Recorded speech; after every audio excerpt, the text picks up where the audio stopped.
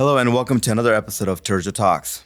I'm your host, Turjo. Today we have a special guest who has spent over 2 decades shaping the luxury handbag industry with expertise and innovation. She's the founder of The Rose Garden, a leading platform in social media, sourcing and handbag brokerage. And before that, she built Bella Bag. My daughter's name is Isabella. That's pretty cool. Into a powerhouse, pioneering the luxury resale space with major partnerships, including Bloomingdale's, Guild Group, and Macy's. Recognized as Purse Purist by MSN and the Fairy Bag Mother, I'm going to call you that, by WWD. She's a trusted authority and in valuation with a deep passion for craftsmanship and client relationships. She continues to redefine how luxury handbags are sourced, sold. Cassandra Connors, welcome to the show. Thank you so much for coming. Thanks for having me. We've known each other for a little bit now, not too long, but the little that I dealt with you, you're all about people, relationships. You don't really sell anything, right? You're like just accommodating to people. How do you do it? Well, I mean, first of all, I will say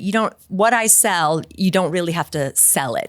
Kind of the product sells itself. But yeah, I just try to provide the best service and be very accommodating and reassuring to clients because, the products I sell, handbags are very expensive. Right. There's a lot of questions in the market about authenticity and condition. And the space has become so popular that it's really about just being real with your clients and, creating relationships and things that they can definitely depend on. We need to put a disclaimer on this show before it airs, or right when it airs, a reel that men do not have your wives listen to this podcast.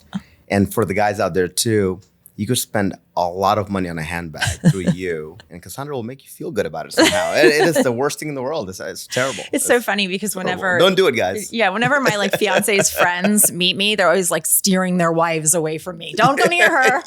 Yeah. Do not follow Cassandra on Instagram. Do not do it. It's going to cost you a lot of money.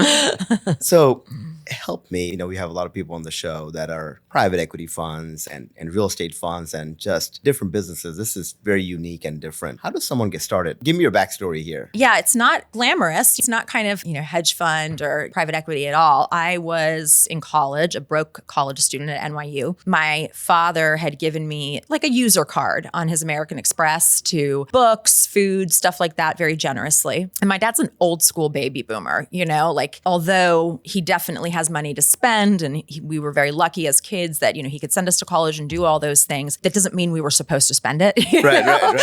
So I, on the other hand, was definitely in my prime of shopping and fashion at that moment and really wasn't spending money on, I would say, the right things.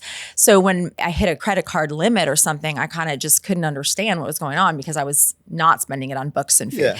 And my dad thought it was just kind of funny that I thought it would just get paid off, and it didn't. So the only thing I could do is I tried to get rid of some of my things. And the only way to do it was to take them to consignment shop. So I had a bag, a very specific bag at that time. And a lot of people know it. It was a Gucci Speedy bag with the Gucci Supreme print on it and the stripe on the bag and a beautiful Boston type bag. And I don't know, I took it to a consignment shop. I think if I remember right, it was Chelsea Jewels. And, they told me they wanted to, they could put it on consignment. It was going to take a few months to sell, but that was not really an option for me. Right. I needed money right, now. Right. So I listed it for sale on the NYU intranet and it wound up selling that way. And so that was great. But where it really clicked, I always say that it sold for $70, but I don't know if that's actually right. It was something around that, right? But I was walking through the Upper East Side and there's a store that's there to this day, an awesome consignment store. And I always go in and they do way more than bags. They have fabulous Elia dresses and all this kind of stuff. I always go in and I was there just recently. It's called Michael's. And I was in Michael's on one Saturday and there was the same bag, not necessarily my bag, the same style bag. Yeah. And it was selling for way less than I had sold mine. Right. I don't know, maybe it was selling for $40 or something, right? And I again, what are the dollars? If I had sold mine for $120 and it was for whatever the dollars may be, and it really kind of I could flip it. I could just buy this and just put the same thing again. I'd love to tell you that's what I did at that moment, but I was broke and I didn't. But that concept really stuck with me for years. Lunch money or exactly bags. Right. Yeah, I think I probably just bought another skirt or something, right? But yeah, that's really kind of how the idea happened. And then throughout college, I would kind of do that every once in a while, sort of sell bags when I can. And when I got out of college, I had a little bit of money. Actually, my father had given me a car as a graduation present. It's a VW Passat. Poor guy. I mean, I really put that dude through hell. I mean, I think, and honestly, he spent like $28,000 on it, which there's no car you can get VW for that. That's today, which is interesting. Yeah, it's crazy. You know, but it was this really pretty slate blue. I loved it so much. And I had it for like a month or so. And then I drove it into like, what's the equivalent of like a CarMax? It wasn't a CarMax, but equivalent of like a CarMax. And I sold it for $16,000. And I traded it, and I got another, I'm going to say like a Mazda 626. It was a piece of crap, you know, for $4,000. Right. And then the other $12,000 I took and I bought handbags like anywhere I could find them. And at that age, I was like 21 years old. Yeah, you know? no real strategy behind it. No, zero strategy behind it. I mean, probably, I didn't even know. I knew I was very always naturally talented with authenticity, but I hadn't had a strategy or craft at that time. I hadn't really, no business plan, no thoughtfulness into it. And I bought handbags anywhere I could find them. I would like thrift for them. I would like go on eBay for them. I would kind of see if friends had them and they wanted me to sell them for them. What time frame is this? I was 21, so that's 21 years ago. Okay. So yeah, I mean like right around like 04. Right. And these things are not really available at that point. Like you really got to dig for them. Yeah, exactly. Yeah. Like we didn't, I mean, I wonder, I don't even know off the top of my head what year eBay started to come around, but I mean, this was the very beginning of that stuff. Right. So that's really, and I mean, I don't think my dad actually didn't talk to me, I think for about a year or two. No, it might have even been long. No, he was like out of his mind that he had just spent a fortune on sending me to NYU and that I would just do this, right? Like what's going on? I mean. And what was your major at NYU? I was a theater major, actually. Theater major, okay. I wanted to, which is part of kind of interesting, kind of goes into the story. I wanted to be an actress and I sang too. And I was training classically to be a singer and all that kind of stuff. So I always kind of thought this would just sort of be something I did on the side while I was like auditioning trying to get parts. And I thought like, oh, I'm going to be like, I'm going to win an Oscar one day, you know, which interesting. You still have time. No, I don't think I'll be going down that path anytime. So I don't have a desire for that anymore. But I mean, so I thought this would be something just like to help me along, right? Well, I wound up meeting Brian Froling, who is my ex-husband. I don't know, a couple years after this. When I say I was treading water, like barely, I mean, probably the $12,000 in bags was down to like a valuation of like 3, you know? I mean, this was not going well for me because I was spending and there was just there was nothing really happening there for me. And I fundamentally though was buying a bag and selling it for a good price, but there wasn't enough bags to kind of run my life. And there wasn't enough money coming in. And I met Brian and obviously we wound up in a romantic relationship, but he said to me, so what do you do for a living? And I told him, I own a handbag business. And by the way, like I was also temping, you know, I was like temping, you know, I was so broke. It was ridiculous. And he's like, oh, wow, that's a very cool concept. Cool. Yeah. And he's like, where's your business? And I was like, oh, well, I work from home, you know? So he wound up over at my apartment and I had like handbags. 8 handbags on the floor and like a Canon ELPH camera and a reflective box from Nordstrom that I used to stick them on and it would make sort of like a reflection in the background on a white backdrop. And he was just like, oh my God. It's my creative studio. This is your business? And I was like, hell yeah. Hell yeah. Is it? But so eventually after talking to him and talking it through, he got it. He was the only person who really believed in me and believed in this concept and really was kind of like, but wait, this is real. Like if it may not work with 8 bags, but if you had 800 and you this would work. Right. And he's like, the margins are great. And like nobody can understand how you're getting the bags. Cause at that time I had really started to, you know, that's all I would do is I would figure out how to get bags and where to get bags and really kind of work on relationships. And he really got it. So it took a while, you know, we were together for a while, but he helped me find my very first investor in the business who was a buddy of his, another Brian Nair. And that was, I mean, that investment deal was probably the worst financial deal I ever made in my life. But you get to learn. What I learned was when you have no options, the worst financial deal is your best financial deal, right? And all it did, it was like $16,000 and like a profit sharing, and it was awful, right? Exactly. But it helped me to prove the concept and show that it worked on paper. And then eventually, the other Brian and I wound up getting married, and he wound up investing in the company, and that's how Bella Bag became. Got it. So that's a very long, tedious story from college to inception. And where does the name come from? I mean, I never liked the name. I never liked the name Bella Bag. And people used to ask me all the time, oh, do you have a daughter named Bella? And I was like, no, that would make sense. Right? Or if I had a dog named Bella or something. The original name of the business was Bella Bag N' shoes. Bella Bag and shoes. Right. And quickly shoes faded out because this is the same reason I don't sell shoes today at all and never will. I mean, is because designer brands are very different. Your feet could be narrow, your feet can be wide. People it's a tough sell. And Bella Bag is different than the Rose Garden, is different than my business now. Bella Bag was based on the concept of everything being pre-owned, used. Occasionally we would get something new, but that was like definitely different. And nobody really wants used shoes. Right. I mean, who wants to put their feet in used shoes? Right. I mean, occasionally I guess somebody does, but that's not what I felt my clientele needed. And then this was just sort of when like e-commerce was coming and their shoe sizes didn't fit. So shoes fell off the end and then it was Bella Bag. And it just, you know what? It was just kind of cute. And it worked. And I went for, so when Bella Bag closed, like 2019, 2018, right in the middle there. So we were like 2004 to, so. You had a 15-year run there. Yeah, 15-year run of hating the name and being like, it's so dorky, it's so cheesy. You can't get away from it. But I couldn't get away from it because it was so catchy and everyone loved it. And everyone was like, Bella Bag. And just, they would remember it. I mean, I would go places. It'd be funny. Like I would be like, I had these totes, and they had the Bella Bag logo on it and they were kind of like reusable totes and I would carry them with me sometimes. And I mean, I would be like in the airport in London and people would be like, Bella Bag. Is that you? And I mean, it was a small business, right? And I swear sometimes they had never heard of it. They just thought they did because the name was so catchy, right? But I mean, probably sometimes. It worked. Yeah.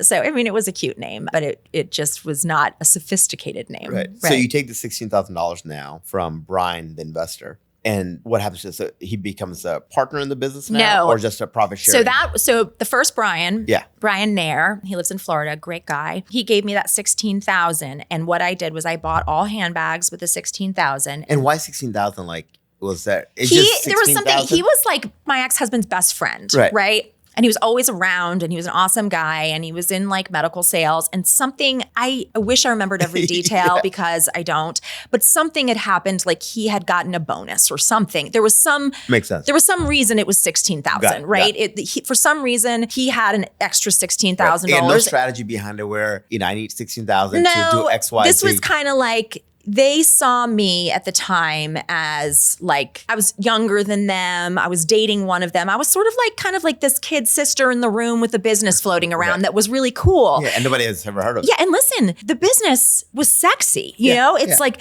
when things started to get rolling, it was like I had these freaking awesome bags coming every day like that you couldn't get in stores, people never saw. And so for them, they were doing like their deal with work every day and then it was like super fun on the side. So cool, yeah. Yeah, and it was a fun time with me and like my ex-husband Brian and the other Brian Nair were both, as I said, a little bit older than me, not a ton, but very savvy business-wise compared to the theater student over here. Right. So like what I had been running as my company, like my inventory sheet was maybe, written down on a legal pad. Right. And they would be like, well, what are your margins? And I'd be like, what is that? What's a margin? Yeah.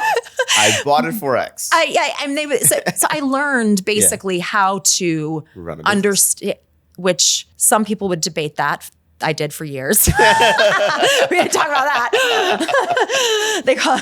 Some people would say that I never learned, but so I was getting like almost like a course in finance and in the real world. And I think they really enjoyed that. That's so awesome. So the $16,000, so we did a profit share with Brian Nair where everything I sold, he would get 50% of the profits. So like I said, it wound up to be like the interest rate I was paying on it because I paid him back, I think in like 6 months. Yeah, but it's stupid. No, like literally, I think I've done the math on it. It's like, I don't even know what the interest rate is, but it's like ridiculous. Right. But it was fun. Yeah, it worked. Yeah. It was fun. It proved the concept. It gave you a boost of confidence too. And then I wound up getting real money from the other Brian at an actual interest rate and documenting the business and kind of doing it. And then we did an equity positioning. Yeah. So $16,000, you go buy bags. How much did you sell that for? Rough. So back then, again, very different business than I run today, right? I was selling mostly Louis Vuitton in that day. Right. a few Chanel. Like I remember buying my very first Chanel bag and I paid $1,400 for it. And I think I sold that Chanel bag for $1,700. Right. I had no clue what I was doing. Like, decent margin still, but you're not making a lot of money. but you're not running any sort of business on that kind of margin that you can have marketing or nothing. With Louis Vuitton, on the other hand, back in the day, this doesn't exist anymore. And I do not sell Louis today. But back in the day, you could buy a Louis for say like $250 and sell it for $500. That's where, and that was great. And the key to that business was understanding the authenticity because there was the amount of fakes floating around in the market. So tapping into that part of the business right there and understanding where to get inexpensive Louis Vuitton and building what I did back then and started doing at a very young age that was really the key to the business was building wholesale relationships. Because you couldn't just go, and this is what the problem was prior to the 16,000, right? Is I had $250 to buy a bag, but you can't buy one for $250. That advertised cost would have been $400. Right. And once I found... If you bought 10 of them.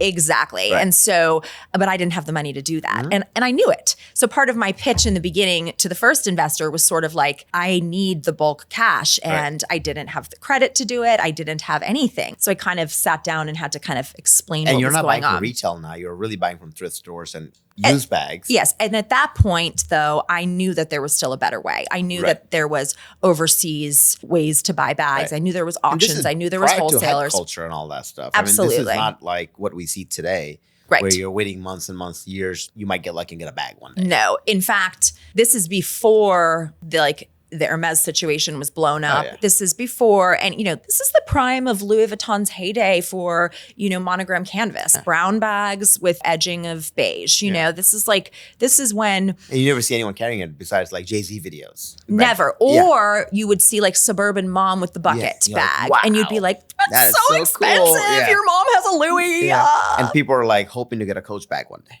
Exactly. So there was a business at the time that was like a first mover in this, and she was a eBay business. I can't remember the name, but I can just see her photos in my head on the eBay listings, and she was doing this. And again, I would be like in shock and awe of how she got so many bags. And so I started to really kind of go into it that way. I'm like, she's not just tapping some housewife community for consignment here. She's got to be buying in bulk. And that's kind of when I figured out that of like how to start buying in bulk and in wholesale and figuring out where the pre-owned bags were coming from. That's when I knew I could put the 16,000 to good use. Yes. But buying one bag, you can. It's the logic of any business though. Right. So you take the 16,000, seems like that's really the formation of a business coming alive. Yes. A real business now. You pay Brian, the investor, back within 7-8 months. And then you're like, okay, I can really do this now.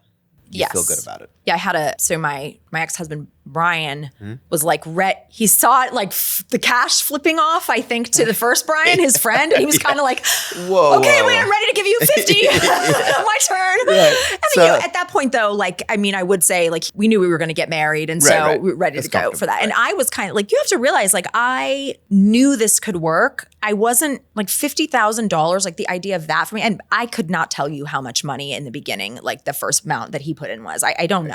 I don't know. Eventually, we had millions of dollars in the business, right? Because we had the inventory levels were extremely high. And we did at one point, not today, it wouldn't be in comparison today, but at one point we had the largest privately owned inventory of Louis Vuitton in the country. Wow. Yes. And what year is this? That was right about. I'm gonna guess that was probably right around the year Leo was born. So I'm getting my daughter. So that was probably 12 around years ago. Yes, that was probably 2013, 2014, maybe. Yeah, right in those years, right in the teen years. Exactly.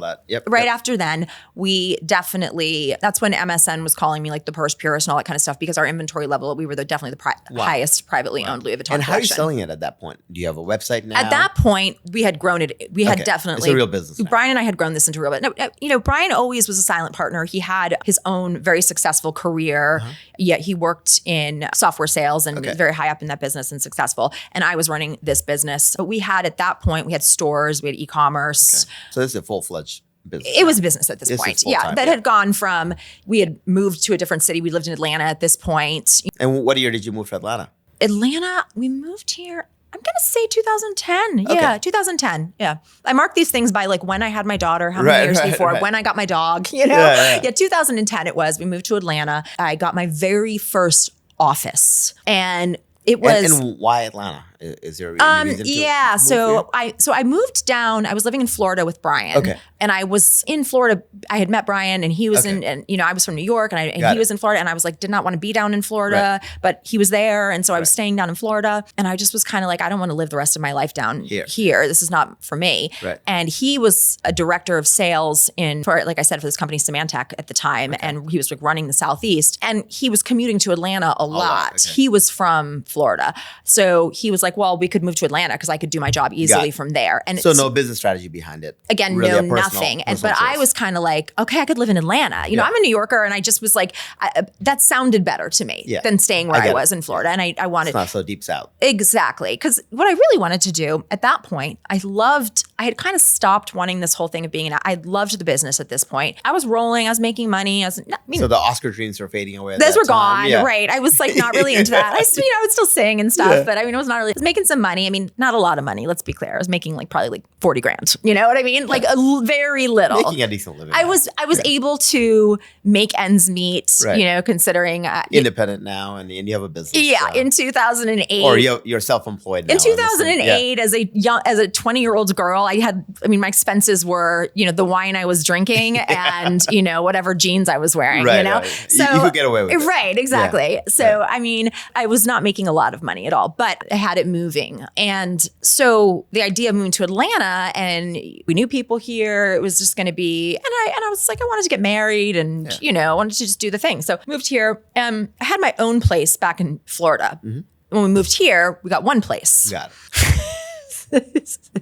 So the way that I wound up getting my office is because the business started we were rolling at this point. I was getting in boxes and boxes and Brian worked from home. So he was sit in the second bedroom on calls all day. Right. Well, I hired like 2 employees. From your home? Yes. And they were working in my living room. And I remember this one guy, Lee, oh, bless his heart. He's still out there. He still messages me sometimes. He's a sweet, great guy. He loved Britney Spears and he was like obsessed with Britney Spears and he would play it on his laptop in my kitchen. And he'd like, hit me baby one more time. Like while he was like doing bag stuff. And I mean, this is the best one ever. No, it was amazing. And I had this other girl, Catherine Travers. She works for The Real now. Awesome. Another great girl. Put up with a lot of our shit. And poor Brian is like, Jesus he would just Christ. Walk out of his office and he was like, I'm gonna kill someone. Like, and leave like, it's Britney, bitch. Yeah, you know, but I mean, literally, I mean, I hope Lee watches this and laughs his ass off and remembers that because it was like, and finally Brian was like, you're out of here. You get an office. So I got an office and I would tell people, the best part of the first office is I would tell people, you guys, I got an office in the Highlands. It's so beautiful. Yeah. I mean, I'm telling you. Billabag is real now. The Highlands? Yeah. It was like, here's the Highlands, like, off of Ponce. Like, wink, wink. Yeah. I'm like, if we don't get robbed there, I don't know what. Right. You know? I live in Buckhead, but I'm really off Claremont Road. It was like literally the Ponce Highlands like falling over, and there was like, I mean, homeless people like right on like the street there. It's a great place for bags. It was. I mean, we did it. Yeah, it worked. It was tiny. It was no bigger than this room, and eventually we outgrew there too. You know, we had so many people coming. But you don't have customers coming in. No, that we were just I was running this business totally at this point. E-commerce business with a physical brick and mortar e-commerce location. I was selling on eBay and I can't remember what year it was. It might have been just towards the end of that Highlands office, which I was probably in the Highlands office for maybe a year and a half, maybe 2, that we started to wholesale, which was like. So now you're wholesaling. Which was the money moves, right? That's because you're selling bulk now. Because the e-commerce business is always what I wanted. There's this girl who worked for me for a while, forever, really. Chelsea Mack is her name. And she was like my right-hand person and probably the most valuable person to me in the business. And she interviewed with me at the Highlands office. And I can just see her sitting there. And I had an office in the Highlands office. And it was probably like, my office was as big as this table, right? Like it was so tiny. It was like a closet in the corner. And she came in there And my vision at that time, much to my ex-husband's dismay, actually, was I wanted to build like the Net-a-Porter of the pre-owned handbag space. I had gotten real aggressive. Right. And I'm not that way today. Right. So funny. It's like, I don't really have a big desire to grow too much today. I mean, organically and growth, but I was like really aggressive. I was turning into a monster. And, like he really just wanted like a wife to have like a great small business. And I was like, ready. I can take over the world. I can take over. And that was a problem for us. But so anyways, so Chelsea Mack came into my office and she was working at Francesca's at the time. And I was interviewing her and she like interviewed me back a little bit. She's like, so what are your goals for the business? And it was literally, I think the day like Instagram sold, I can't remember. For $1 billion. For $1 billion. That was it. It was for $1 billion. And I had the news clipping. Not a bad purchase by Facebook. I had the clipping on my desk and I was like, that's what we're doing here. And I think she looked, but I was convincing and she looked around and she was just like, okay. And she was with me for many, many years after that. But I say that to say, like, even from that tiny little office, I had a lot of, drive and vision to do it. And a mission to do it. And we moved out of that office into our Miami Circle location, which was a big upgrade. Huge. And that's where like the game changer was for us in terms of we didn't even mean to go retail, but we went retail. It was supposed to be a showroom, a closed private showroom. It's easier for customers to find you. And it was right around then too that we started wholesaling. And the wholesaling was just a strategy. It wasn't even, we didn't even mean to. Were you wholesaling like old inventory or just you don't care? Just whatever? We didn't care. Basically what was happening was because we were so small and I had just kind of conceived of this business, I'm not like a marketing expert at all. I had no experience in marketing. I had no experience in finance. Like I said, I was just sort of like figuring it out, winging it, just going as I go along. And there's like some video of me out there from like way back in the day where I'm like, if I can do it, anyone can do it, Well, the truth of the matter is that's not true. Right. That is not true. And I got very lucky in some cases that things went well in many instances because I had no clue what I was doing and I did a lot of things poorly and made a lot of mistakes that were detrimental. And but for you to recognize that it's a big thing because and with you meet so many other people's money. Yeah. With someone else's money, Scary, And I'm going to say this too, like in a very self-aware way, I was so young and wasn't much different than the girl I was in college who spent her dad's money and didn't really understand the value of how much money was going into those bags and was more excited about, with my first business, I'll say, this is not the case today at all. With my first business, I was like, oh my God, I'm getting a store and I'm on the cover of it, and I was young, I was very young. I mean, this business. The fame was greater than anything else. I was 28 years old and we were selling millions of dollars of bags and it just blew up kind of overnight, and that is, you just don't know what you don't know. And it's not something, I think a lot of people began to resent me in my early 30s and over the years because I definitely had that mentality, but it's something that you don't know you have it when you have it. And I certainly was always a very good and kind person. I just, you can get lost in it very quickly. Yeah, because you're working all day. You can live in that and it consumes you. Exactly. And, it's something I had never experienced. People were writing magazine articles about me and newspaper articles about me. And really, the truth was, I was just selling used bags. Right. There was nothing really rocket science about that. It was the Louis Vuitton that was doing all the walking and the talking. It was the Chanel that was doing all the walking and the talking. They're branding it for you. Yeah, and they were branding it for me. But the reason the wholesale was important, I never really wanted to do it. Brian wanted to do it, but it was super smart, was because we were experiencing sort of like a 30 to 60 day sales cycle with the inventory that was coming in before we started to really blow up, right? Because we didn't have this massive Bella bag marketing. And as we were growing, so was the genre in general. And little competitors were starting to pop up. And, as they always say, actually, it's interesting, heard this many times, it's always better to be a second mover than a first mover because you can kind of like, well, we were definitely a first mover in this game. So you had no one to follow. We had no one to follow. We didn't know what we were doing, but people were following us and the internet was starting to go crazy. And we were starting to see people selling bags and making websites and all this kind of stuff. And we didn't necessarily, the money that we had invested in the business as a couple was for inventory. That was like our agreement. So like if I wanted to do marketing, that was a problem. Like we never had prescribed a column for that. Right. You know what I mean? Yeah. And that's what I wanted to do. I wanted to do a lot of PR and marketing and all that. So we had to do that from organic growth of the business. Well, we started to build these wholesale relationships. And the first one that I had was with Rulala. I don't know if you remember Rulala back, they still out there, rulala.com. Yeah. And I don't know how it actually first happened. I think we saw they had some pre-owned bags on their site. Right. And we were like, we can do that. And we went up there and somehow got a meeting with them and went there. And they were like, okay, if you can get us like 100 Louis Vuitton bags, we will launch them on our site. And I was like, 100 bags? And they're like, yeah, we'll sell them in 24 hours and we'll pay you up front for them. Because they have the marketing. Yeah. So like we were like, wait, 100 bags and you're going to pay me net 7 terms? Yeah. Net 7 terms. Right. You don't have to wait 60 days for it to sell and hope you don't to have sell. to hope to sell and sit on it. And it's like, you have to own it. And I'm kind of going like, net 7? Are you crazy? Yeah.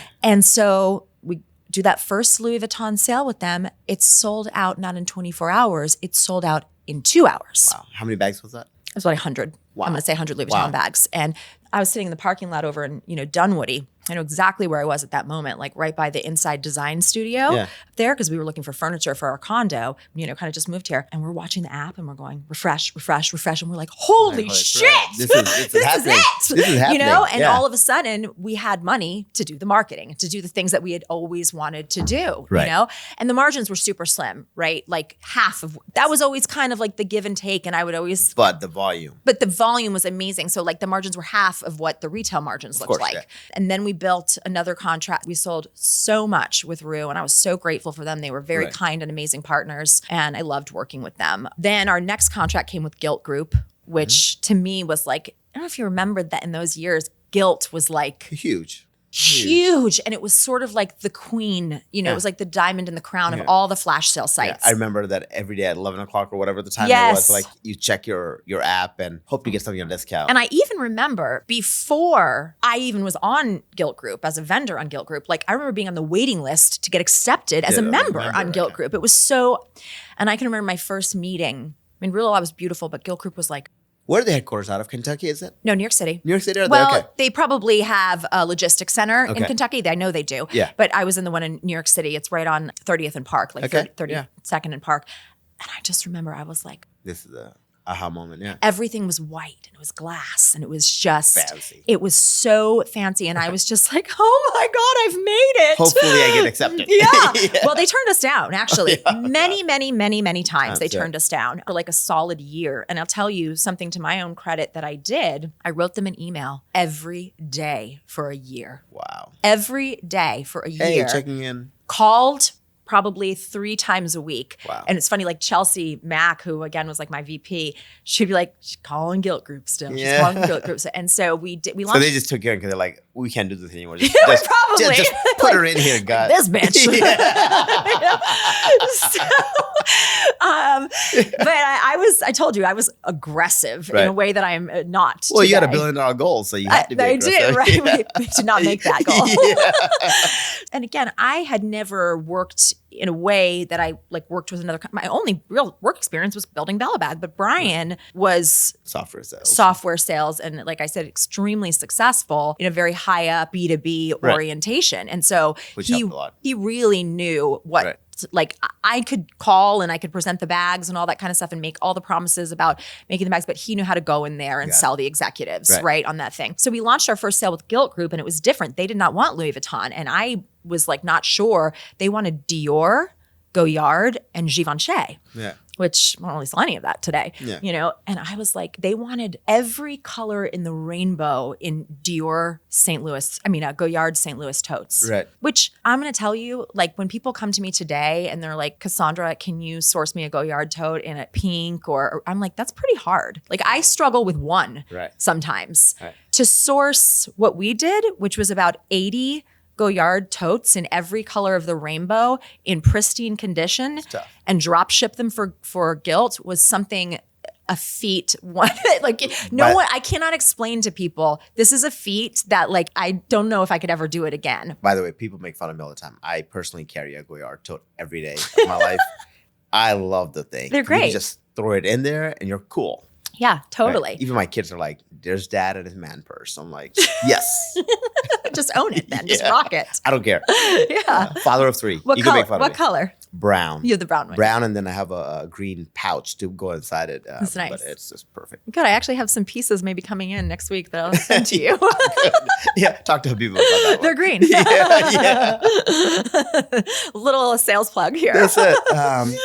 But so we did this. I want to just finish the story. We did this, and this sale again sold out instantly. And I actually got a letter from Michelle, who was the CEO of Gilt Group at that time. And she wrote to me, "Dear Cassandra, I just wanted to tell you this was not the most beautiful handbag sale that we've ever had on Gilt Group. This is the most beautiful sale we've ever had on Gilt Group in the history of the company. Thank you for doing it." And I mean, it was like amazing to me. Yeah, it's a big deal. So these were things that happened to me when I was very young, you know, it's really cool. So I want to make sure the audience understands here that when you say wholesale, I make sure they understand how hard that is, right? That means you had a relationship with a lot of these brands or curating these things, which is really difficult. People can't even get one. You're talking about selling 100 in 2 hours. How did you manage that relationship in the back end to actually get your hands on these bags? Well, I can't share exactly those details because that is the proprietary. You can't do that overnight. We would have incredibly hard timelines and difficult, but we probably had a 2-month lead time building up to the sale. Got it. And we knew we were going to do like say a Louis Vuitton one after that,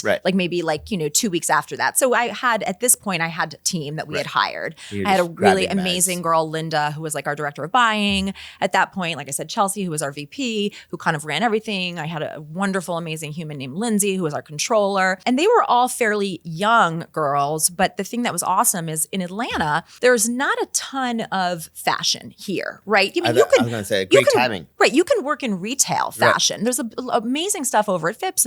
But it's in terms of corporate fashion, you had Spanx, which was amazing. Yeah. You had Fabric, which Dana was doing, which was amazing. And that was kind of learning in the franchise area of it. And then like, honestly, you had Bella Bag. Like we were just the next one on the map that people were talking about in such a big way from a corporate standpoint. Right. So we had moved our office to Miami Circle.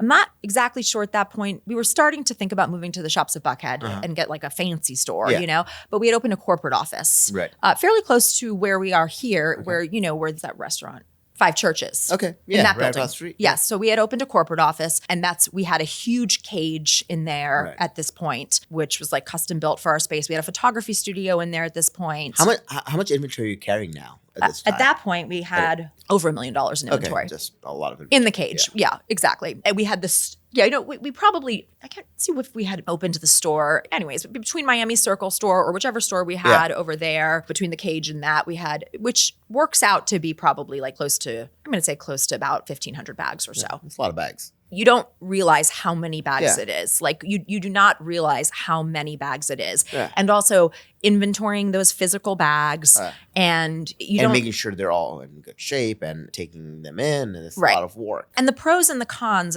so like from a logistics standpoint, kind of like I said, we had a very young staff because again, going back to the initial quandary was our money that we invested into the business was for inventory. Nothing else. Because we felt that we could always get that back. You know what I mean? If we had to like liquidate the business at the end of the day, we were not in a position where this was not a traditional business. We started at that point to go to banks to ask for loans to replace our own cash and all that kind of stuff. And I'm sure they're like, what are you getting? What inventory? They're like, and you're selling handbags, used bags, and what? Like, how do you value that? There's no Kelly Blue Book on that. We were the Kelly Blue Book on that. You're inside the market, and I'm like, but here's our P&L, and it's working, and like, but that's your own money, and then it was very hard sell. It was very hard. It was not working out. We could not get loans to replace our own cash in the business. So again, we were very conservative. So our staff, the best thing about it was, again, because Atlanta was kind of blowing up in the fashion space, and we were like at the epicenter of that sort of, people were dying to work for us. Like essentially, not to sound rude, it was just, we were selling widgets, you know, we could have been selling bicycles, but the girls who were coming to us were so excited because it's an opportunity to work for Bella Bag. And we had this, Anderson Smith was our photographer. He's a great artist, has a studio now. He was running our photography, and we walked in and we had a cool photography studio and all the mannequins, and then we had models in there, and we were doing, because we were doing all full-blown retail now. 100%. We were doing so logistically, like for Gilt and Rue La La, we were doing the photography. Wow. And then our girls would upload it to their site. Oh, wow. So this is and a true then partnership now. everything that sold in their business, we would drop ship to them. They would ship to their clients. So every time you see a picture, it's really your bag. Everything was ours. And then you just, and we were drop shipping to them. so and they just became a broker basically. Exactly. Yeah. Which was, how Great. smart are they to do that? incredible, And they would get, for their sales, they would guarantee us a percentage. So like they would say, like, we guarantee 90% of the sale will sell, and they would pay us net 7 terms on that. And then But your cash flow is moving quick now. Quickly. It's great. Yeah. So downside was I had these very young women who were aggressive and wanted to work their asses off and were just like Right. the fashion girls you see in New York. They were incredibly, but they were not educated in some of the very important things that when you want to scale a business, you need that. Yeah. So like, for example, my controller, Lindsay, I've never met a harder working girl who wanted to do well Right. in life. Means well. Prior to Bella Bag, she had never even heard the term P&L. Yeah, You know what I mean? And she's a controller. Yeah, exactly. So she learned, and she worked with our On the bookkeeper, fly, and she got the education probably of a lifetime. But she also, she had to put a lot of shit. We were rough on her. You know, this is really hard. And at the end of the day, it was our fault because having that business with so much money into it of our own, and then not investing in some of the things that we needed to Like do true in terms of executive team. infrastructure, we were growing so fast. We should have, in hindsight, grown more slowly and invested in some of the infrastructure of the business. One big thing that we talk about here, the advisory role that we have, it's come up with your plan first, start with the end, and then kind of go backwards because it's really hard. We see that all the time because this business blow up with no planning at all. Because how do you plan for it? It's really difficult because you're going from the hockey stick curve. You're just going up. And sometimes business owners just doesn't realize that, hey, that matters too. Bookkeeping and the little stuff that gets you in trouble. I just got chills when you said that about start from the end and build a plan because, I'm engaged. I'm getting married in June. And congratulations. Thank you. I'm so excited. My fiance is an amazing business person. He's an investment banker and he's bought and sold many companies, including his own. He also built his own advisory firm and sold that a couple of years ago, and he's great. And I sat down with him in his office the other day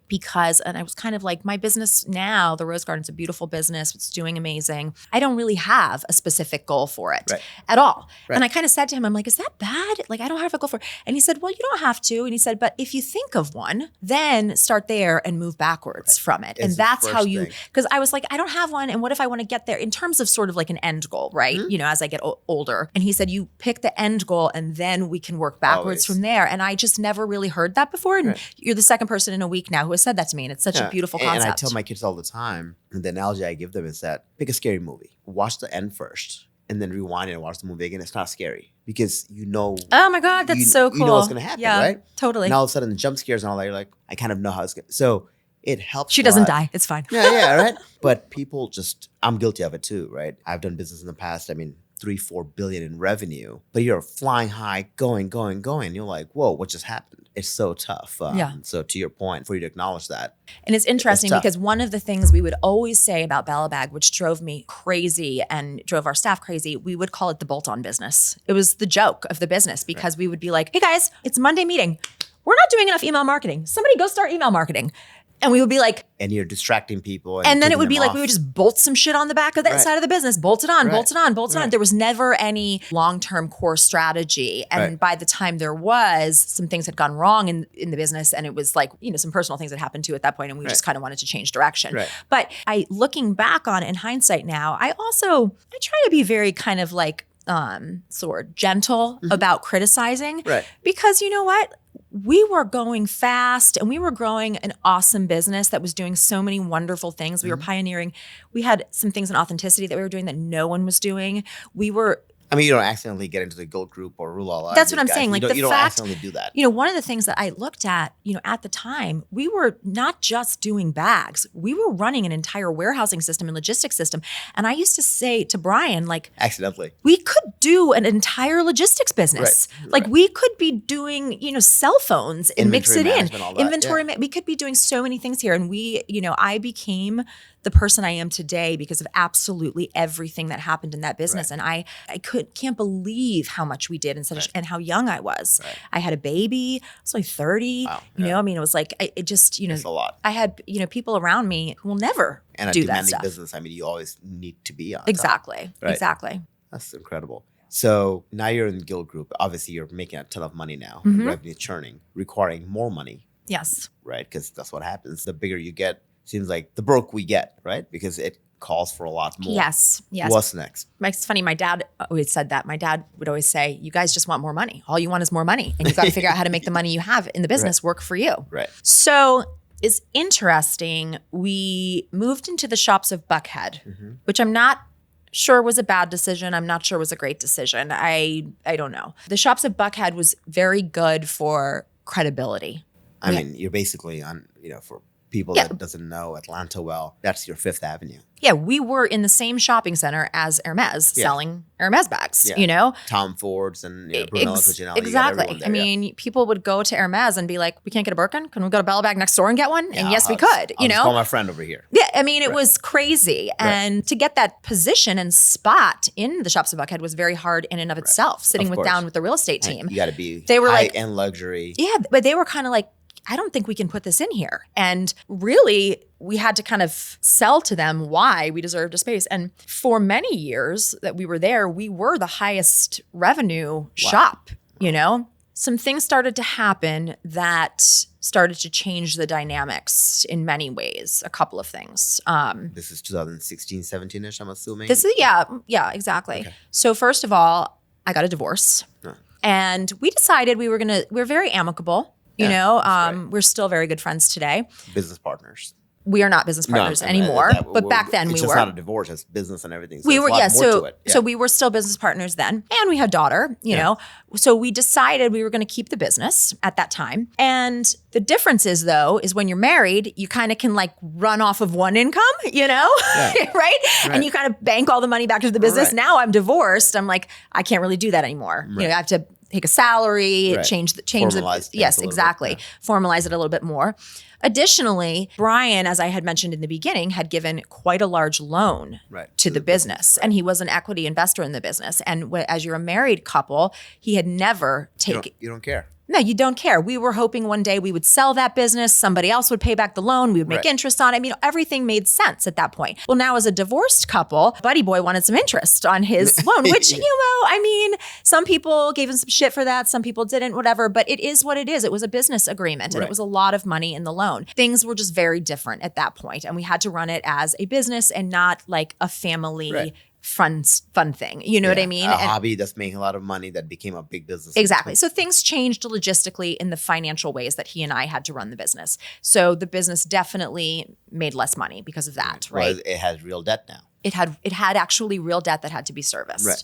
And at the time, I did not want to service that debt. I was wait up, hold up. That wasn't our agreement. You're not used to it. Exactly. Right. So we definitely had some disagreements about that, you could say. Then some of the other pieces that happened there was the shops of Buckhead started to become unsafe. And I think they've cleaned that up a lot. A lot, yeah. A lot. Yeah. So I don't want to say anything disparaging about that, but we were robbed multiple times. Oh, wow. At gunpoint, multiple times. So we had a lot of problems with our insurance at the shops of Buckhead. We had problems. We had to hire so much stuff that we had not had before. Like we had an armed guard at the door. Wow.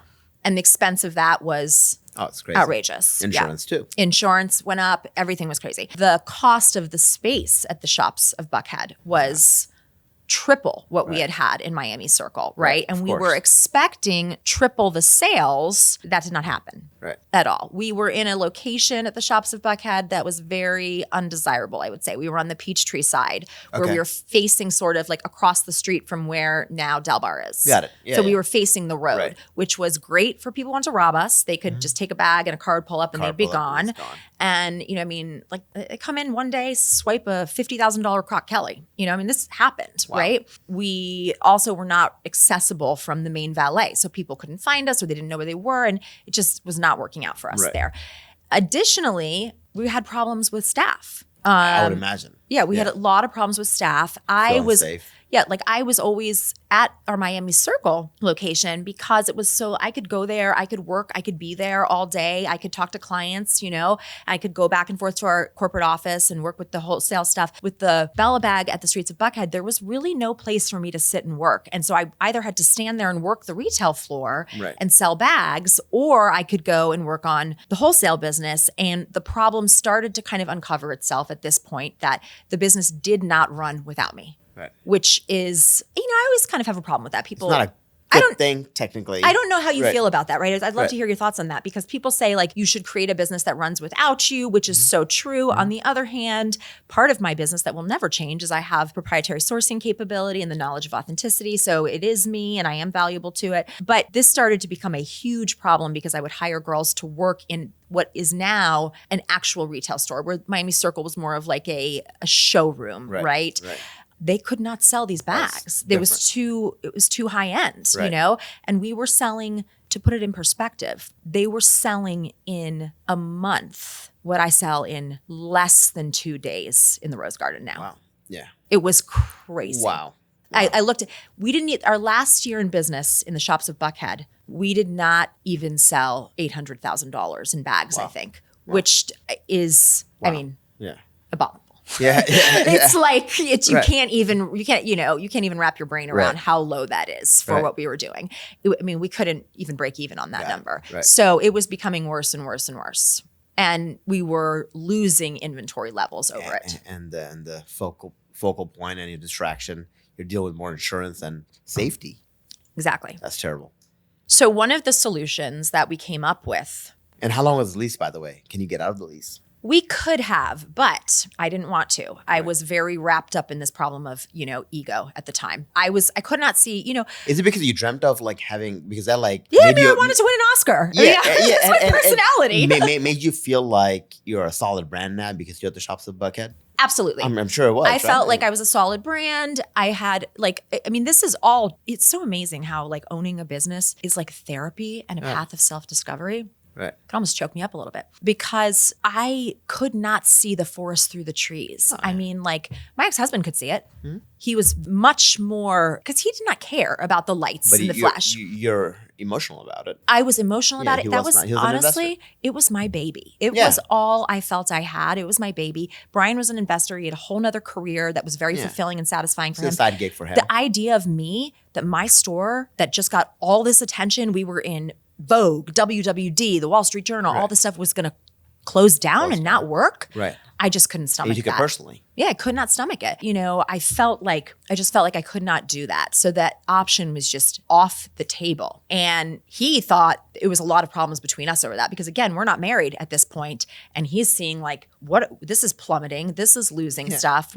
This is not working for us here. And then alongside of that, other things started to happen. The wholesale business was the pivoting thing where what we should have done to keep that business running is we should have grown the wholesale side of the business tremendously. Instead, we really took focus off of that. And the retail takes a lot of time. The lease on our wholesale office was coming up. So I made the decision that we were going to open a second store. Retail location. And we were no longer going to waste our money on the wholesale office. We were going to work from the back sides of the store. And Got it. we were not quitting wholesale, but we were going to now just try to create more foot traffic in the stores. Try to marry that together. And the lease was less in the store. Which sounds like a sensible decision too. It was not a bad decision. I thought we can open a second retail store where people have access to all of the bags because we couldn't stock the first store with all of the bags. Yeah. So we opened it over in Peachtree Corners, and it had enough room in the back of the store where we could have offices back there. Right. And I felt like I could also be there and sell. And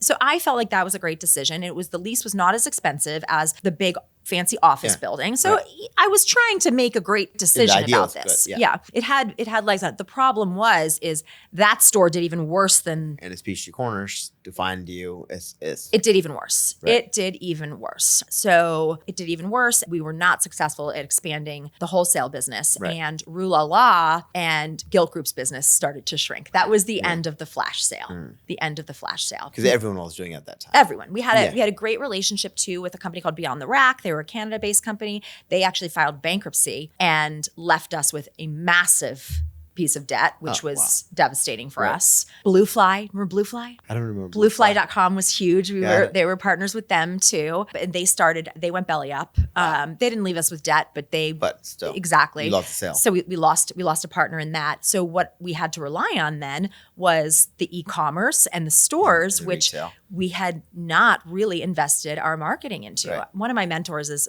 a woman, Lorianne Goldman. She was the CEO of Spanx for many years. Then she was the CEO of New Avon. And now she is the CEO of Tupperware, working on their rebrand and build. Amazing, amazing woman. One of my best friends too. And I'll never forget, she's saying to me, like, a business, a retail business has to be built off of, like minimum 70% margins, gross margins, to be able to create a brand. Right.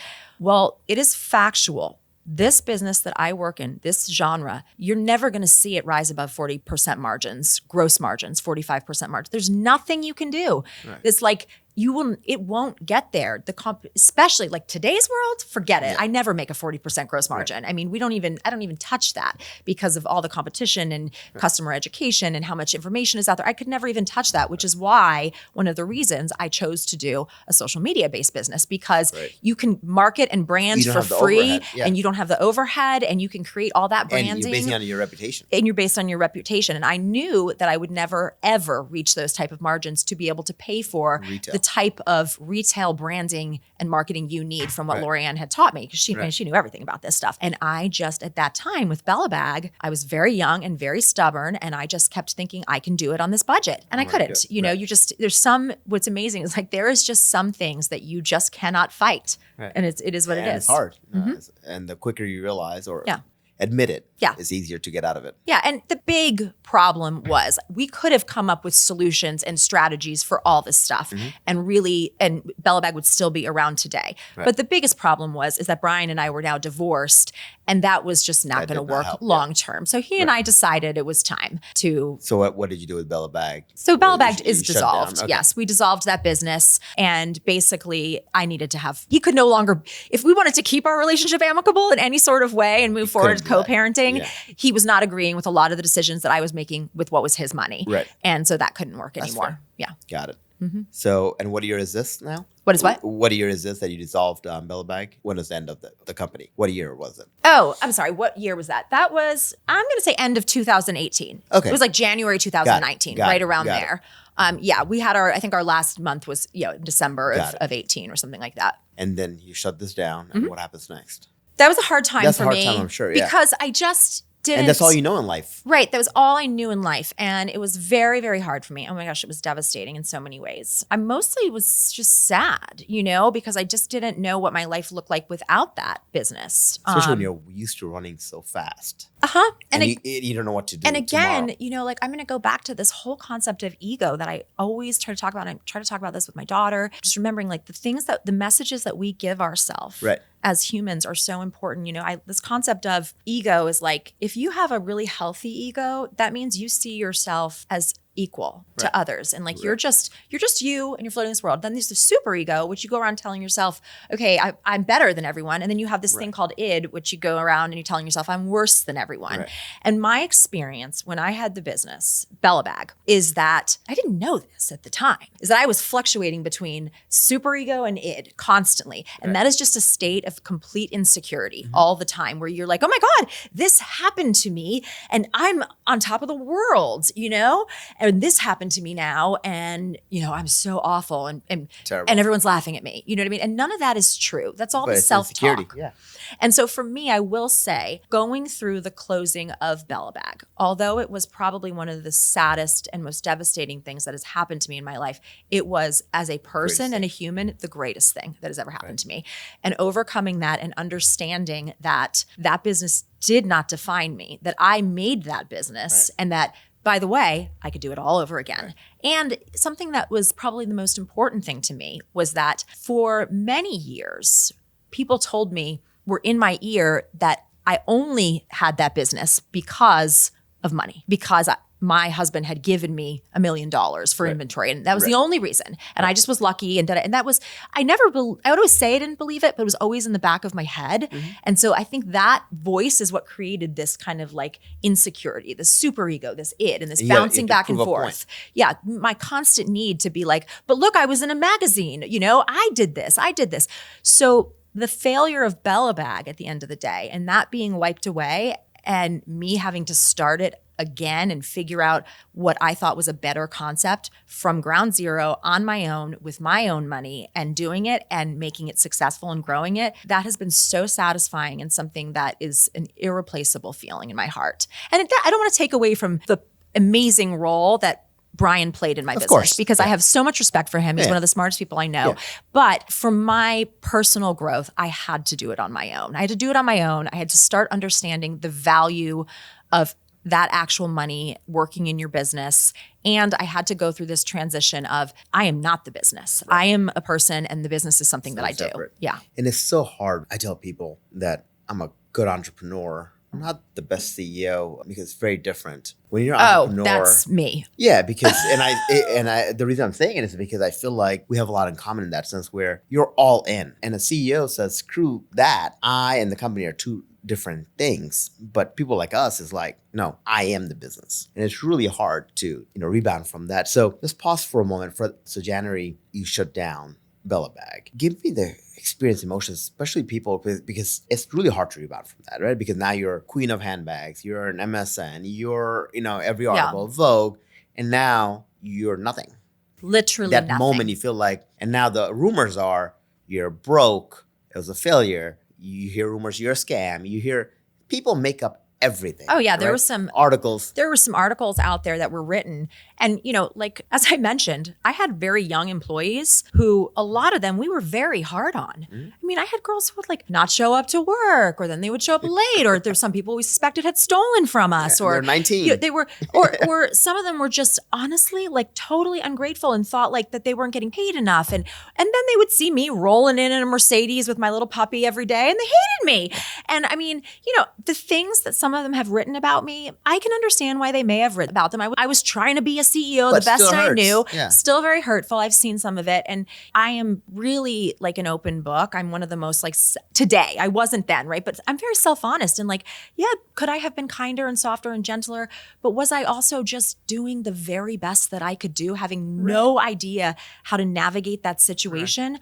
I mean, I've had actually a lot of my former employees who I've run into around Atlanta come up to me and give me like a huge hug. And they're like, they call me Casey actually, because everyone would call me Casey back then. They're like, Casey, I'm now your age that you were then. And I had no idea, like you were a mother, you had going through a divorce, you were running a multi-million-dollar business with 30 employees. They were like, holy crap, I couldn't do that. And I'm like, I had no clue what I was doing. And I just promise you, if I said the wrong things or did the wrong things, I was just doing the best I could do, and it was very stressful and difficult. And so, that was tough. There was some blogging articles that came out that people said like that I was scamming my ex-husband and he and I are, like I said, we're super close. Yeah. It just was, it's tough I because what is that. Private family stuff also kind of came out on Front Street. It's crazy. And it's one of those things where for me personally, I was on the front page of Atlanta Business Chronicles, CEO of the Year. And then you don't even ask for it. It just happens. You're doing so well. And then this article is that I'm this and that. And it's like, you don't know what I went through, to your point. Yeah.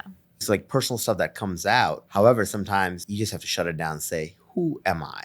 I don't care about being the best CEO in the world. I don't care. The only thing that impresses, the only thing I care about is if my kids and my wife think I'm cool, and my kids are like, Dad, you're a cool guy. I made it in life. Right? Yeah. Very private. So it doesn't bother me anymore because, I never let the highs get to me and the lows get to me now. But in between was really difficult. Yeah. It's really tough when you go through that moment. Well, that's what, for me, one of the keys is, the Rose Garden is grown very well. It's organically, beautiful business. I love it. Not at all like Bella Bag in so many ways. It's just me. I have one sweet intern, and it's a lot of clienteling and a lot of time, and I can take time off if I want to, and a lot of low pressure, which, honestly, a lot of people have said to me like, all right, kick it up a notch, girlfriend. Like you have a little too much PTSD from the old business. And I'm sort of like, maybe, you know, maybe next year, Right. right? I'm just so, you know, and it's growing organically and I'm happy with it. On the other side of the coin, I feel like I never, like when I have a great month or a great sale, like you can't focus on the highs because to me, it's not that I'm focused on the lows, but I just don't, it is what it is. And you know, it's just kind Don't let of, it bother you. you can't let either one, it's being It's okay. that balanced middle center place. Right. Yeah. It was very difficult. The year after Bellabag closed, I did not do a lot of stuff. I stayed in a lot. Yeah. I spent a lot of time with my daughter and that was amazing. I really spent a ton of time with her. You know, I spent some time with really close friends and family. You know, I got a lot of support from them. And I spent a lot of time thinking, what next? Right. And honestly, sometimes thought I'm going to get a job in corporate America. I'm going to do something completely different. Right. I thought maybe I'll go back to school. Like I definitely was not sure that it was going to be bags. Okay. Yeah, for sure. And one of the things that had been very scary for me is that when you're an entrepreneur and own a business, you're not really hireable to do anything. So like your brain won't let you do it. Well, and also like, I was like, what do I write on a resume? Sold used bags for 15 years? Yeah.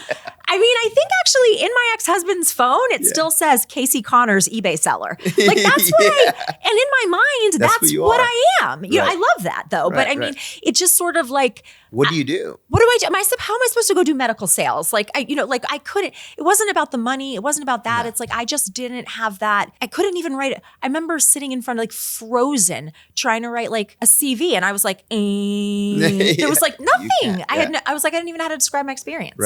Right. No, I could understand that. Mm-hmm. It's hard. Like, and going to work would be so awkward. So the one thing that worked was sort of a little miracle. Again, I'm going to say there's this amazing woman, Chelsea Mack. She works at The Real now, which I love. I love that place. Yeah. I love it. I actually have quite a few girls who work there and it's just so cool. And she's just living in New York City and living her best life. And I love it. And she's awesome. But that's the whole location is so cool. And like, I don't buy anything from that. I just think it's really cool just looking at it. It's one of those things where like, you're like, huh. Yeah, she does. She works in their authenticity and their buying. Okay, and she's just awesome. And I love that she went from Bellabag to work with such an awesome company. And you know, we were in the last year of Bellabag struggling to keep inventory levels high enough, right? We were trying to keep the stores stocked. And we didn't really have this kind of concept going on of like, how can we get inventory levels up? Every picture at Bellabag that was of a bag was a bag that we had physically in our hands. So like if you were on the website, you would see a bag and it would be the exact bag. Yeah. Okay. So you knew exactly where exact scuff was, all this kind of stuff. So the problem was we ran out of all the good bags. Yeah. And I didn't have any more money left to go out and buy more inventory because Brian had called his loan. Yeah. And he wanted his money back. Right. And I was out of money. You're done. Yeah. So one day You're selling to pay him back. I was selling just to pay him back. And by the way, I was never going to pay him back. I mean, that was never happening. I mean, I don't mean that in a mean way. It's just like I was never going to come up with the money. It's not going to happen. It was never going to happen, right? You need more inventory to pay him back. It was like I couldn't, and the problem was I couldn't find another investor to replace him because everybody wanted to be an equity partner. Right. And neither one of us would dump equity. And it was just like, we were just at a complete standstill.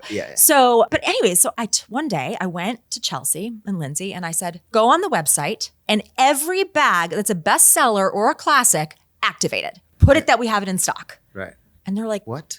Yeah. We can't sell bags we don't have. Right. And I'm like, I want you to put a disclaimer under the bag image though, that says picture may not be of actual bag you will receive. Right. It will be equivalent condition and authentic bag. Yeah. Like tiny.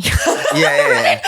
Like just so it doesn't piss people off. I never saw this one. Yeah. And they were like, oh my God, what are we doing?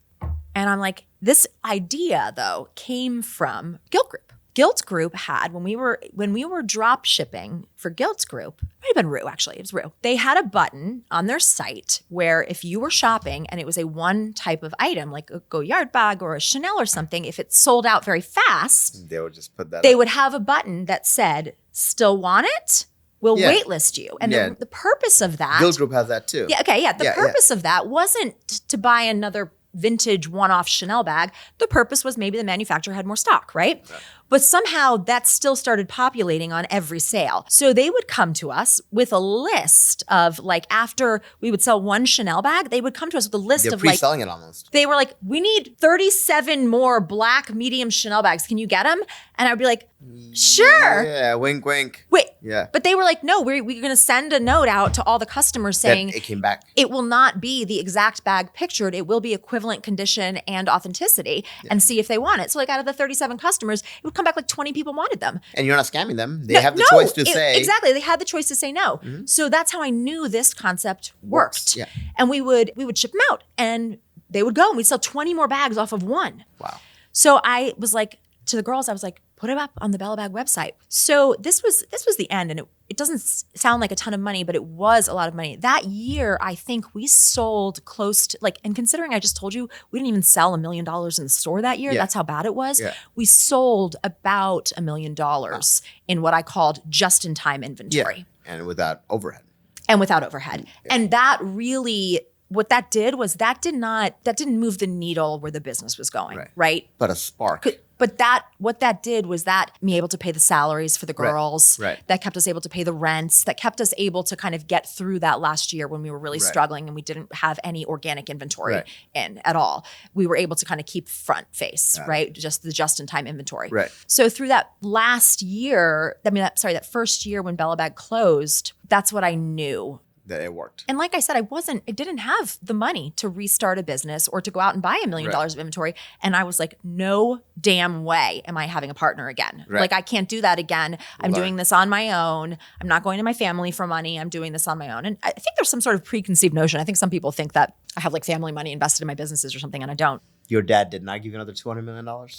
My dad has given me the Passat was enough. My dad has given me a lot of advice. My dad has given me a lot of advice, and at times he has let me use, a credit card and then pay it back to him. But he has never given me $1. I'll say that. I wish. Yeah, the car was enough. He has it to give to me, but he's never given to me. The car was totally enough. Yeah. So I just kind of knew. I'm like, this is the only way I'm going to be able to do it. And what was the gap between the Rose Garden? Bella Bag and Rose Garden. There was at least a year there. Okay, so you took a lot of time off. There may have, yeah, definitely. And when you shut down, there was kind of like, I'm not going to say a year of dead. Yeah. There was kind of a year of me sort of being like, figuring it out and kind of like had a client like you at Bella Bag who knew me and knew like the integrity I had and be like, hey, Turjo, I know it's Habiba's birthday. Do you want to get her something? And you'd be like, oh, I thought Bella Bag was closed. And I'd be like, yeah, but I'm here. But I'm here and I could still get a bag for you. And you'd be like, okay, can you get a Chanel bag? And I'd be like, yeah, I can get it. How's 2 weeks for you? Can you wait 2 weeks to get it in? Pay me today and get it in 2 weeks? Right. And you'd be like, okay, why not? Yeah. And but so the trust was there. And the trust was there. And I started sort of like clienteling on my own, just as Cassandra and not Bella Bag. Right. Because again, the pro and con of me being the business is that I was still the business. Yeah. I was the business. You're the face of it. And did you have a big following on social media? Because my personal social media had a big following. Okay. So that was also extremely helpful. Nice, yeah. So even though the Bella Bag social media going away was sad because that's where obviously most of it was, I still personally had a lot of social media following. So I kind of it was probably about a 6-month time period there where I did not do much. I was depressed. I was very down about it. I spent a lot of time with my daughter, my family. But then after that, I started to kind of, I'm a pretty resilient human. I kind of started to be like, okay, enough. What are we doing here? Let's clientele. And you know what? You are the business. Right. This is you. Yeah. Business is based upon your concept, and getting through that. And you just start to realize you can face anything and you can overcome anything. It's probably one of the greatest. Again, it's really hard when you go through that. Mm-hmm. But in hindsight, it's probably the greatest thing that ever happened. Like you said earlier. Absolutely. The greatest character building thing that's ever happened to me was losing the business and thinking that was the end of my life. Yeah, you're done. And it was my greatest fear. Yeah. To lose that business. Right. And it's difficult. And my greatest blessing. Because it was you. Yeah. It wasn't the business. You died. Truly. That's what it feels like. It's amazing. It's so funny. Like if you ask my daughter who's my best friend, she'll say daddy. Where we went through Brian and I went through that was a tough role for us. Sure, yeah. And the fact that I have a 12-year-old daughter today who considers that her divorced parents who went through that are best friends. That's awesome. That's because I came out healthy on the other side. Kudos from to both going, of you guys. But that's because I came out healthy on the other side from going through that. And that's just, and exactly, never turn back, zero regrets. And we did what we did. But it's the drive that keeps you going. The entrepreneur in you really saved you on that side. Oh God, yes. It helps tremendously because there's hope for an entrepreneur, and we live off that. So how did you get started with the Rose Garden? So you start calling some clients and, hey, I have a bag. And so I had a friend, she's also an amazing entrepreneur and artist. Her name's Hutton Snelling. And she used to own the Buckhead Art Gallery. Okay. She's so cool. And I was going through all this at the time. And one of the businesses I was toying with was a handbag repair business. Okay. Because a lot of the businesses, that do really well in some other countries are handbag refurbishing and re-care and all this kind of stuff. And this was just going to be, I loved the idea of the business, but the problem is it's sort of it's based upon an ideal of service and hiring people to do a service. I think somebody else should do this business in a big branded way. We have people who do handbag repair and refurbishing and stuff because Chanel doesn't even do it anymore. Yeah. And Hermes takes 6 or 7 months to do it. And that's really in Singapore, in London, they have big branded companies that do this in such a reputable, beautiful way. And I think it's amazing. It just was something that I just couldn't undertake at the time. But so I was talking to Hutton about it. And she was like, oh my God, what if you had a business called the Rose Gold? That's just such a beautiful name. And I feel like that would be perfect for a business, that was doing what you're talking about, the refurbishing, because it's some meet new friends, but keep the old, one is silver and the other is gold. And now your bag is new again and it's a rose gold. It was just something like that. Yeah. And I kind of loved the name, the concept of it. And then when I decided I was going to stick with bags, I loved the idea of the Rose Garden because I felt I could source any bag in the world for my clients. Mm-hmm. I think every flower that is growing in a garden is unique and authentic. Right. And I wanted my clients to be able to walk into my garden and pick anything. That's so cool. And to me, that's what the name. And you like the name this time. So. And I love the name this time. So the Rose Garden to me was meant to be and also, what girl does not dream about, the secret garden when they're little? That idea of that book and kind of being in the garden and beautiful. And it's just such a place of peace. And to me, my 2-year-old daughter will take me to Whole Foods and say, Baba, file first. And I get her file first all the time. Yes. It's she loves, and she'll smell it first and say, I want this one. Yeah. And she's 2. It just, every woman loves that idea. Right. And so I just really, it gave me, when I think about the Rose Garden, it gives me a feeling of deep peace. And I love your branding, by the way. It's very, it's soft. It's not hey, branded, I'm this. It's not so superficial. It's not bougie. It's really just, hey. It's meant to be what simple. It is. Yeah. It's calm. It's meant to be calm. It's not in your face. Yeah, it's meant to be calm, peaceful luxury, quiet luxury, if you will. I know that's a pop term these days, but I'm going to use it. That's a good term. It is. And you don't feel pressured. Yeah. And I didn't want to do Cassandra bags or bags thing again. And, and again, I never liked Bella Bag, although, it served me. But the Rose Garden felt like a really peaceful, quiet answer. So I loved that. And it's interesting, when I decided I was going to do it and I was going to do it on social media, a lot of that came sort of organically. I was exhausted. I couldn't not work. Yeah. I needed to have a job and make money like everyone else. But I was very exhausted inside. And the idea of doing Bella Bag and launching another e-commerce site and doing PR and just all this felt it was like vertigo. Oh, yeah. I just couldn't do it. I literally had PTSD. Yeah. And then we said I had people who were slamming me and insulting me and just kind of all this crap that wasn't true. And I just was I can't be in the spotlight either. Yeah. Don't Google your name. I don't want anything to do with me. Exactly. Right?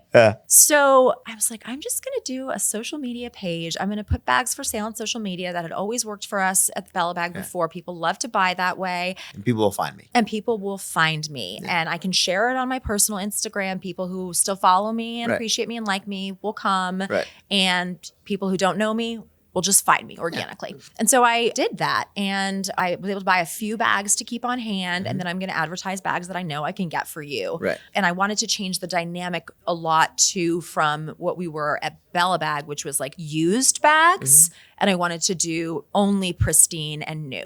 And that was because, again, I knew if you were not going to be able to touch and feel the bag and you were going to wait like a week for delivery from me, that makes sense. That I didn't want any disappointments. I didn't want any returns. So I wanted this to be perfect. And so I started to do it. And I never said a word to anybody. I was so nervous. I was like, fingers crossed. I just was like, I'm just going to do this and I didn't say a word to anybody. I didn't advertise it, nothing. And I think it was probably almost a year later that. So no one knew that you're a rose garden. No. People just started to like, are you still doing the bag thing? And I'd be like, yeah, here's my page. Like, organic as they come. And word of mouth. And it wasn't, again, there wasn't a lot of strategy there. It was just like fear because I was just so nervous. And again, if it didn't work, I just was like, move along. It was like a year later, my good friend, Mark McKenna, who you know, who owns Of Me, he reached out and he was like, are we do a collab or something with your business? Because you've got like 10,000 followers now. Right. And I was like, you know about my business? How did you find out? He's like, well, duh. Yeah.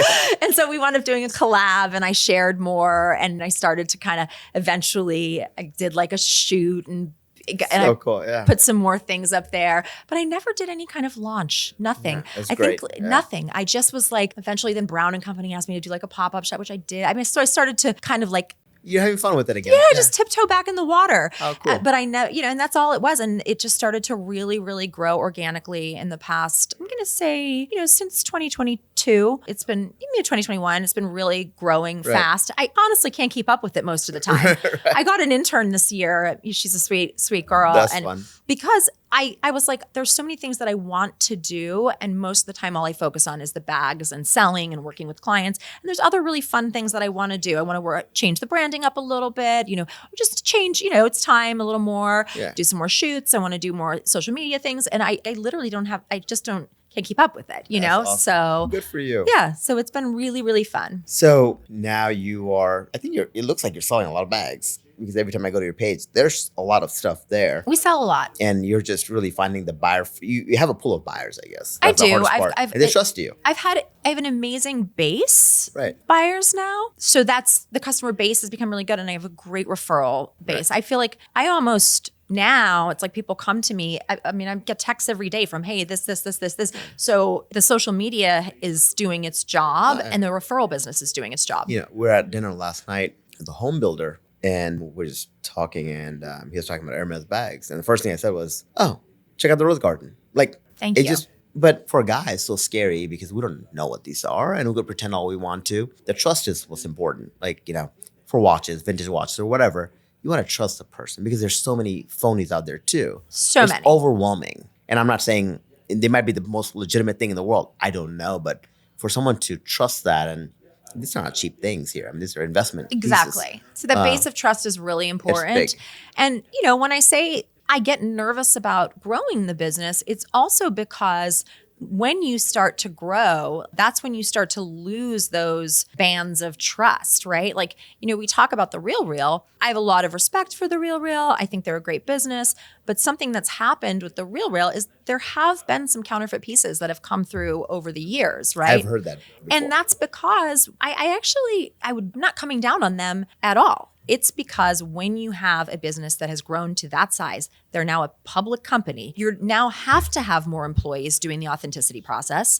And you'll make some mistakes. You will make some mistakes. They are and the fakes have gotten so good too. The fakes have gotten so good. The humans. So like my business is very small and I only source from a very, very few places that I have known for years and years and years. And that way I can keep control on it. I don't take consignments from like randoms and all this kind of stuff. I just have no desire to do that because it's what do they say? The juice is not worth the squeeze. Yeah, it's not. But you do have a lot of competition too now.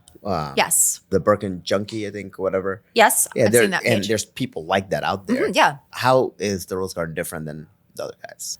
I'm not sure. I wish I had a great answer for that. I'm not going to say that they are that different. I would say you just build relationships with people and you connect with the people who you connect with. Right. And then on the other hand, it's very normal for people to shop at Nordstrom and Saks. Yeah. And I always, it's not necessarily a bad thing. Exactly. Yeah. And, it's about, because Hermes and Chanel are very individual styles, it's also about which pieces you have, access to, Right. who you build your relationships with, what your pricing is. My pricing is, I think, extremely competitive in the market because, again, I have designed the business to have extremely low You don't overhead. have overhead. Yeah. You're not paying for the fancy Tons Buckhead of the office. Yeah, exactly. Like Priva Porter is an amazing company, authenticity wise, but they have, I don't know how many stores now, but they have Miami, they have like Dubai, they have Vegas. So their You have to bags, keep up with the hype. their bags typically, like a bag that I'm pricing at say 15,000 typically is priced at like 25 by them. And you cannot run their business though. Like I said, when I talked about the models. margins, it's a totally different model. And that said, some people may still choose to shop there versus with me because they like the idea of a bigger. Same reason why we moved to the shops at Buckhead with Bella Bag. Right. None of it is good. None of it is bad. And they're one of the most successful and reputable companies out there. So it works, right? We know it works. You have a lot of foot traffic too. You're in a tourist spot and you're on vacation, you're feeling great, and you're like, I'll buy a bag. And listen, I mean, it's not, once you start to get up into these crazy prices, the Rolexes, the Ferraris, the Hermes, there is a contingent of people who, of course, want to get the best deal and best price, but there's another contingent who is not service is more important, price averse, right? For sure, I agree. They're not. So there's, I'm not saying that applies to everybody, but there are people who they're not averse to any sort of price barrier. And so it works. I also think that, what helps you or people like yourself that's reselling or it's bags is that if you're an individual that really doesn't go and shop, you don't have a collection of Hermes bags or something. Yes, you're paying more than retail, but you'll save a lot more money. Because you're also not buying 500 ashtrays and chessboards to get a bag. I'm glad you bring it up. It's a very specific thing. I think it's a better value, honestly. If you're going to have one or two bags, get it from someone like yourself. Yeah. Rather than buying a cashmere coat for $18,000. So I can get a bag. Yeah, I have a very dear client out in California who will not play the game, right? Will not play the Hermes game. And the way she describes it is that if she were to buy a bag from Hermes, she would go in there. It would take a lot of her time over the course of months. She would spend these are probably the numbers, $25,000 to $35,000 in store on things that she does not love to then obtain an offer for a Birkin or a Kelly that is going to be between 12 and 16,000. So on the low end, you're in for 36. Right. Okay. You're in for 36. And the offer of the bag that you may get is going to be a quota bag, maybe, but maybe not the one you like, where she could come to me and say, my dream bag is a black Birkin 35 in Epsom leather with gold hardware. She's going to pay $19,000 for that. So for me, she did pay $5,000 over retail,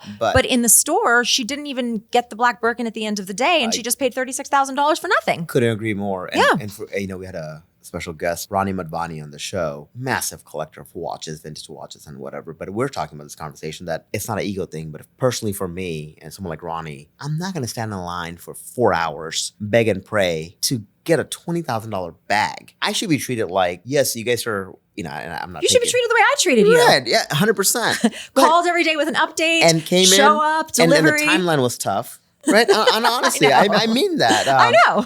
But for me, it's like, no, ultimately, people like us create the brand. Treat me with the respect. If not, I don't need you. I'm good. And the issue is, so I was watching something on Hermes the other day, which I just found to be so beautiful. It's on YouTube. And, if you're interested, I'll send it to you. It was just like a look into the crafting and the artisans and the design. Incredible stuff. Incredible stuff. But once it falls over into the retail hands, it just starts to become sort of a shit show. And they're so cocky. Like, you stand in a stupid line. No. You go in and they're like, we don't have any bags. Yeah, you do. We know you do. Yeah, but at least make me feel a little better and say no to me.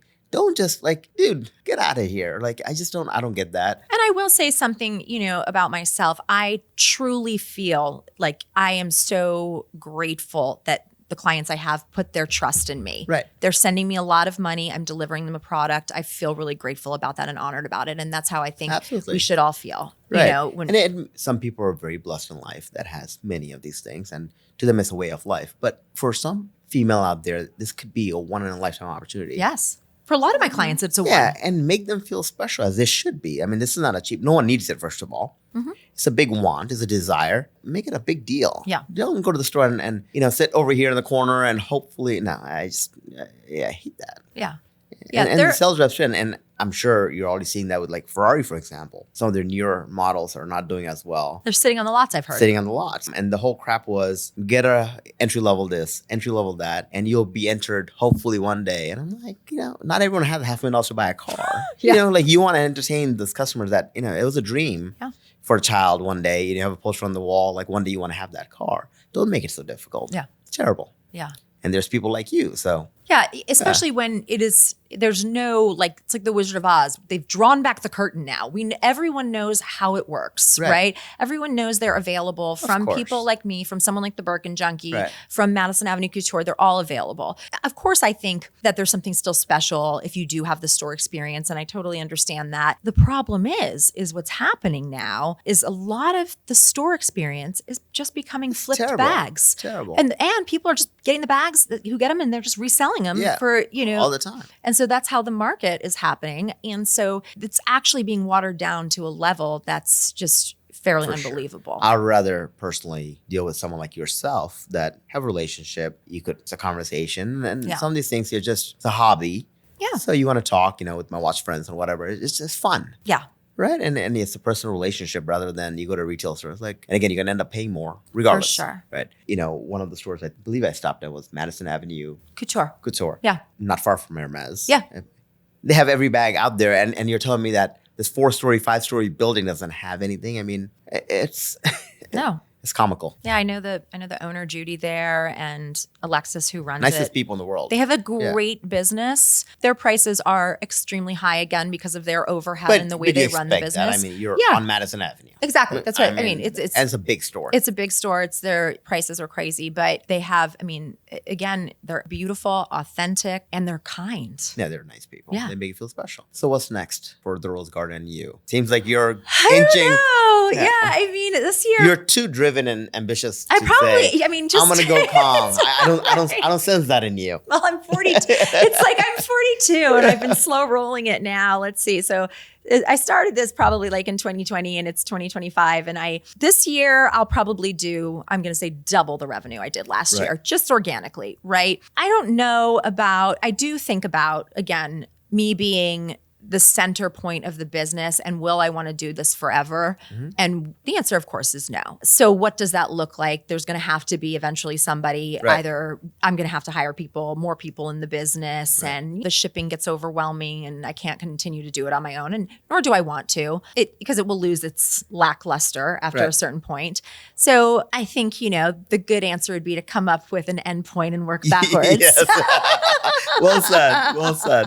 Somebody very smart told me that. It's funny, random as anything. So we come across a lot of deals on our desk, and an investment banking group out of the Northeast sends us a company for sale, $5 million of revenue selling handbags. And I'm like, that was so cool. And it just happened right after, we spoke and wanted to get you on the show. So I'm like, this is a real business here. This is really cool. It is. Yeah. And listen, trust me, people ask me every day. Right. And I just think I'm at the point where, like I said, it was 15 years in the door with Bella Bag. And just what I don't want to do is have another situation where I build a business completely without an idea or strategy in mind. And it's not, I haven't done that at this point. I've had one focus, and I wanted a social media based business. People have asked me constantly, when can I buy on a website? And I'm like, that's not happening, and it's not coming anytime soon.